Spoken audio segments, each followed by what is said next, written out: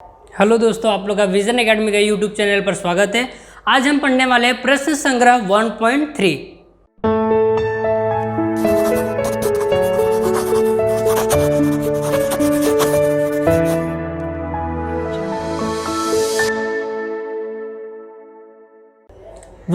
Exercise start करने से पहले हम लोग उसका बेसिक देख लेते हैं। बेसिक में सबसे पहले हमारा क्या है, यहाँ पे सशर्त कथन और विलोम। अगर ये दोनों आप लोग को समझ में आ गया, सशर्त कथन और विलोम, तो आप लोग एक्सरसाइज आसानी से कर सकते हो।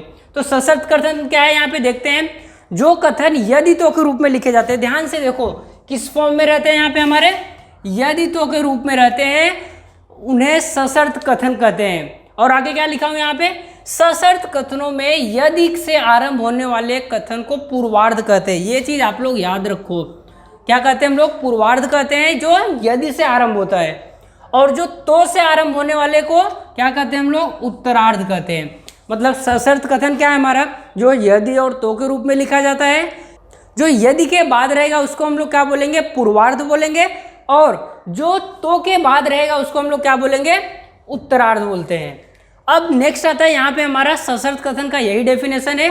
अब इसको हम लोग एग्जाम्पल से देखते हैं, लेकिन उसके पहले हम लोग विलोम देख लेते हैं क्या है। दिए गए सशर्त कथन के पूर्वार्ध और उत्तरार्ध, मतलब पूर्वार्ध और उत्तरार्ध की अदला बदली करने पर, अदला बदली करने का मतलब है कि जो पूर्वार्ध किसको बोलते हैं हम लोग, जो यदि से आरंभ होता है, और उत्तरार्ध किसको बोलते हैं, जो तो से आरंभ होता है। तो उसकी अदला बदली कर देंगे, जो उत्तरार्ध है उसको पूर्वार्ध बना देंगे, जो पूर्वार्ध है उसको उत्तरार्ध बना देंगे। तो वो क्या हो जाएगा हमारा, वहां पे उस कथन का विलोम कहलाएगा, वो उस कथन का विलोम।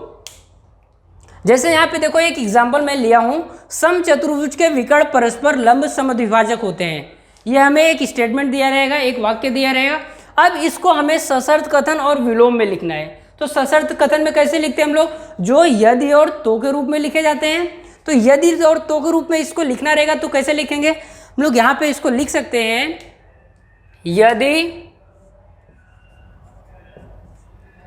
यदि दिया गया चतुर्भुज, यदि दिया गया चतुर्भुज समचतुर्भुज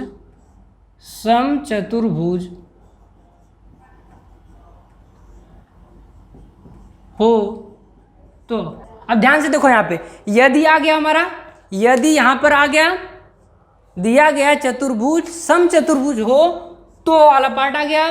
तो क्या रहेगा वो हमारा, तो उसके विकर्ण परस्पर लंब समद्विभाजक होते हैं। उसके विकर्ण परस्पर लंब समद्विभाजक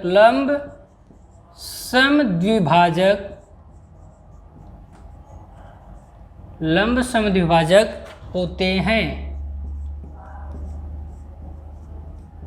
क्या हो गया यहाँ पे हमारा सशर्त कथन इसका, यदि दिया गया चतुर्भुज समचतुर्भुज हो तो उसके विकर्ण परस्पर लंब समद्विभाजक होते हैं। मतलब इसी स्टेटमेंट को, इसी वाक्य को हम लोग यदि तो के रूप में लिख दिए। अब हमें करना क्या है, उसका विलोम कैसे लिखेंगे, जो यदि से आरंभ होने वाला है उसको क्या करेंगे, तो के बाद लिख देंगे। जो तो के बाद आरंभ होने वाला है उसको हम लोग यदि से कर देंगे। तो क्या आ जाएगा यहाँ पे हमारा इसका, यदि, अब देखो यदि क्या दिया है उसको, उसके विकर्ण परस्पर लंब समद्विभाजक होते हैं, लेकिन किसके, कोई चतुर्भुज रहेगा उसको। तो क्या लिखेंगे हम लोग यहाँ पे, यदि किसी चतुर्भुज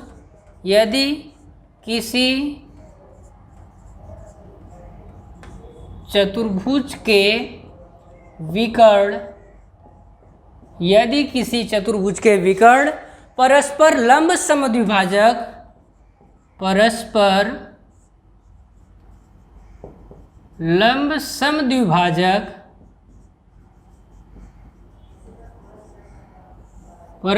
परस्पर लंब समद्विभाजक होते हैं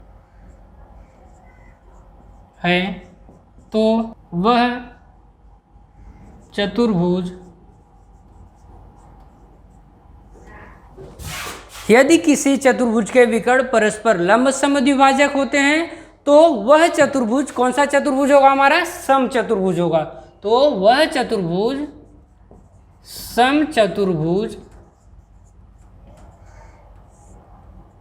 होता है। ये है उसके सशर्त कथन और विलोम। अगर ये दोनों आप लोग को समझ में आ गया तो 1.3 सेम इसी तरह दिया रहेगा।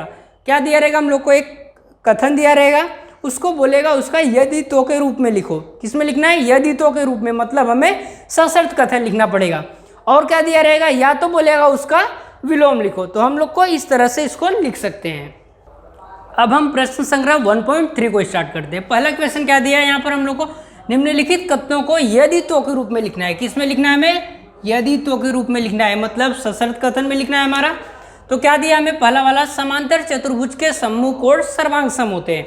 तो इसका क्या आ जाएगा हमारा, अगर यदि तो के रूप में लिखना है तो क्या आएगा, यदि दिया गया चतुर्भुज समांतर चतुर्भुज हो तो उसके सम्मुख कोण सर्वांग सम होते हैं। क्या आएगा यहाँ पे हमारा, यदि दिया गया, यदि दिया गया चतुर्भुज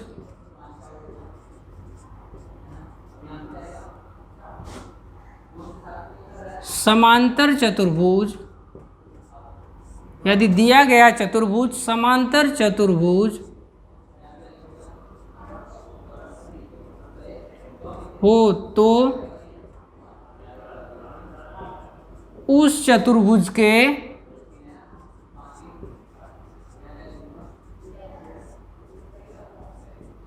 सम्मुख कोण, सम्मुख कोण क्या होंगे हमारे, सर्वांग सम होंगे। तो यहां लिख देंगे सर्वांग सम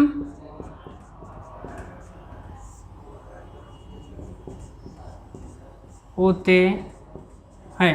क्या आ जाएगा पहले वाले का उत्तर, यदि दिया गया चतुर्भुज समांतर चतुर्भुज हो तो उस चतुर्भुज के सम्मुख कोण सर्वांग सम होते। अब दूसरा क्या आ जाएगा हमारा, यहाँ पे दूसरे का उत्तर क्या दिया, आयत के विकर्ण सर्वांग सम होते हैं। आयत के विकर्ण क्या होते हैं, सर्वांग सम होते हैं। हमें यदि तो के रूप में लिखना है तो क्या आ जाएगा, सबसे पहले हम लोग लिखेंगे यहाँ पे, यदि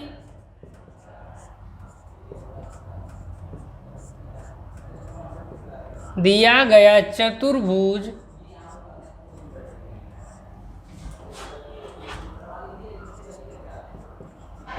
आयत हो तो उस चतुर्भुज के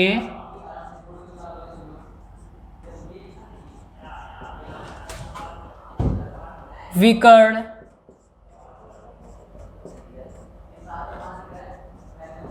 सर्वांग सम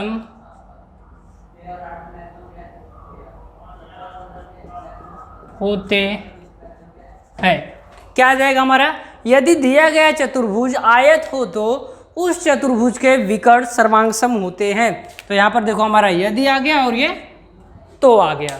सेम इसी तरह से हम लोग तीसरा का क्या लिखेंगे, तीसरा हम लोग को क्या दिया यहाँ पर, समद्विबाहु त्रिभुज में शीर्ष बिंदु तथा आधार के मध्य बिंदु को जोड़ने वाला रेखाखंड आधार पर लंब होता है। तो इसको कैसे लिखेंगे, यदि दिया गया त्रिभुज समद्विबाहु हो तो, यदि दिया गया त्रिभुज, यदि दिया गया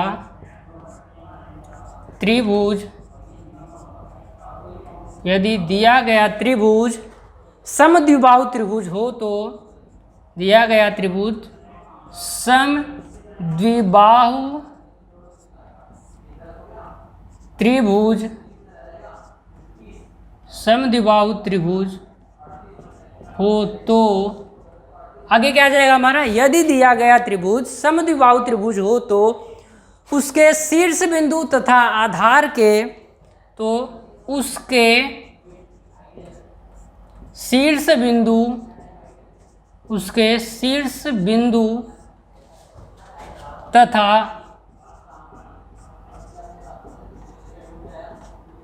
आधार के मध्य बिंदु को जोड़ने वाला रेखाखंड आधार पर लंब होता है। क्या आएगा, शीर्ष बिंदु तथा आधार के मध्य बिंदु को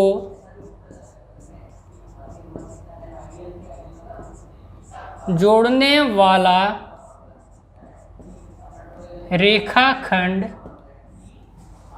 रेखाखंड आधार पर लंब होता है। रेखाखंड आधार पर लंब होता है। ये हमारा दूसरा क्वेश्चन है। इसमें क्या दिया हम लोग को, नीचे दिए गए कथनों के विलोम लिखिए। क्या लिखना है हमें यहाँ पे, कथनों के विलोम लिखिए।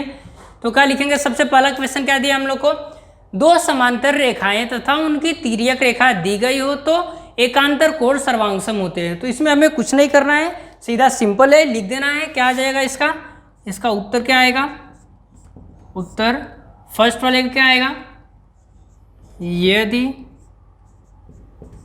दो समांतर रेखाएं, यदि दो समांतर रेखाएं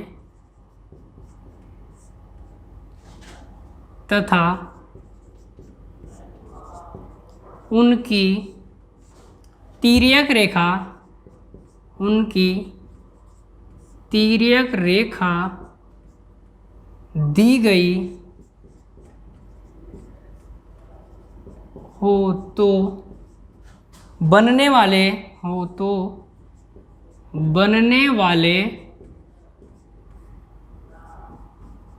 एकांतर कोण सर्वांगसम होते हैं। बनने वाले एकांतर कोण सर्वांगसम होते हैं। सिंपल है, इसको हमें बस विलोम लिखना है। तो क्या आ जाएगा यहाँ पे दूसरा वाला, अब दो रेखाओं को एक तिर्यक रेखा द्वारा प्रतिच्छेदित करने पर, ध्यान से देखो, दो रेखा है, उसको तिर्यक रेखा द्वारा प्रतिच्छेदित करने पर बनने वाले अंतःकोणों की एक जोड़ी संपूरक हो तो वे रेखाएं परस्पर समांतर होती हैं। तो इसका विलोम कैसे लिखेंगे, यदि दो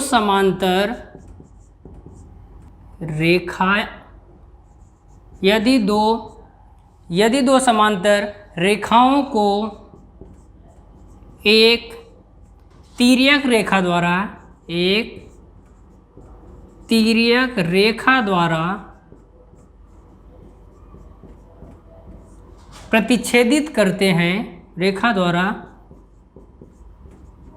प्रतिच्छेदित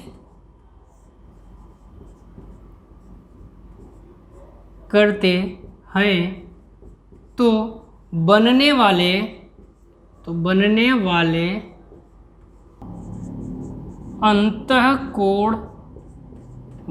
अंतःकोण सर्वांगसम होते हैं।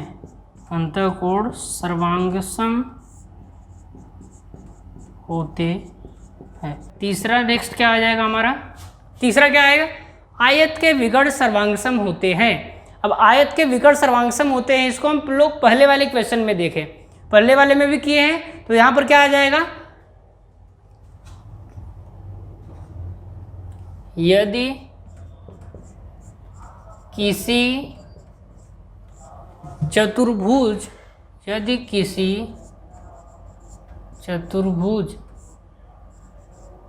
के विकर्ण सर्वांगसम होते हैं, यदि किसी चतुर्भुज के विकर्ण सर्वांगसम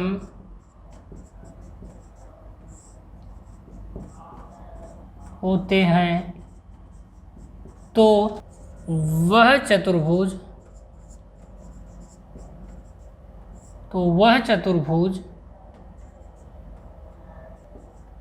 आयत होता है। क्या हो जाएगा इसका, आयत के विकर्ण सर्वांगसम होते हैं। इसका विलोम क्या हो जाएगा हमारा, यदि किसी चतुर्भुज के विकर्ण सर्वांगसम होते हैं तो वह चतुर्भुज आयत होता है।